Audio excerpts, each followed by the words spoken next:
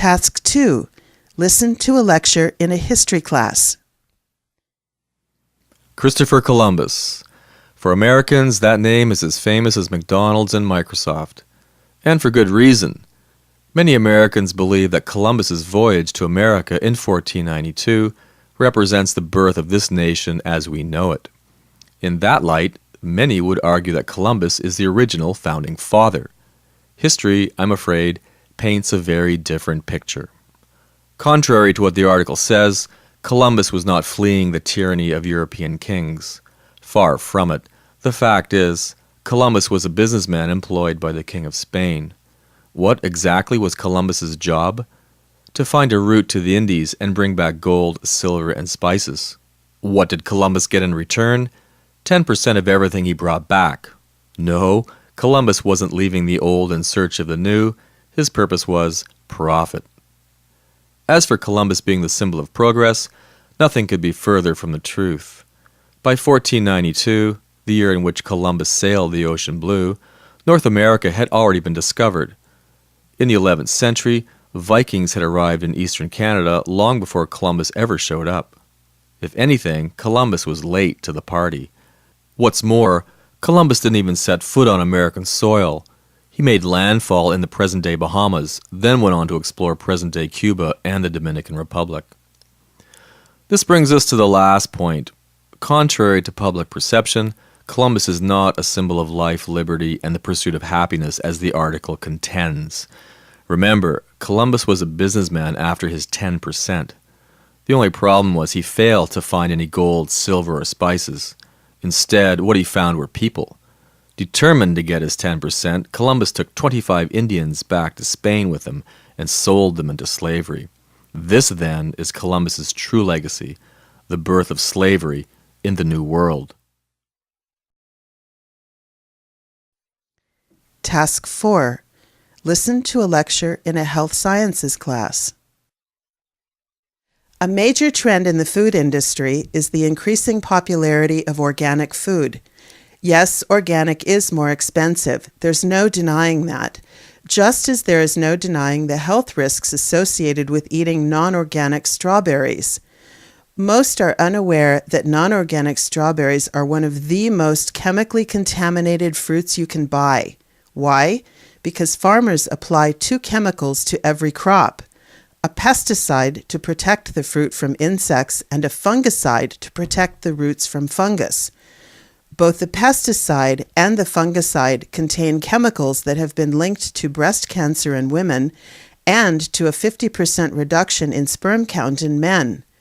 By eating organic strawberries, you can substantially reduce your exposure to these risks. The author goes on to say that organic food is hard to find. This is simply not true. All you have to do is go to your local grocery store and you will find organic food. Many of the bigger stores, for example, even have organic sections. Not only that, but Walmart now offers a wide variety of organic produce. In fact, I buy a lot of organic products at Walmart, such as milk and cottage cheese, and yes, even organic rice. As for non-organic versus organic milk, of course, there's no difference in taste. Why should there be? The whole point of organic milk is not to change the taste, but to eliminate pesticides and other man-made chemicals from the milk production process. A big part of that process is the genetically engineered growth hormone RBGH. Farmers give their cows RBGH, which in turn makes the cows produce far more milk than is naturally possible.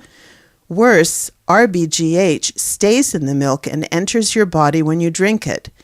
Moreover, research has linked RBGH to colon, breast, and prostate cancer. In the end, buying organic is an investment in your health. Personally, I don't mind paying a little extra. At least I know what I'm eating. Task 5. Listen to a lecture in a business class. Look, how can anyone talk about funding space exploration when here in America 13 million children live in poverty? That number increased more than 11% between 2000 and 2005, and it's only getting worse. And you want my tax dollars to fund another joyride to the moon, or worse, Mars? I don't think so. But what about all the wonderful inventions that have come from investing in space? Imagine if, instead of ski boots, we had a functioning healthcare system, and instead of edible toothpaste, we had an educational system that actually worked, or a high-speed rail system linking the major cities. But no, what do we have? Joysticks. Seriously, we don't need to sink any more money into space exploration. What we need is more social responsibility down here on Mother Earth.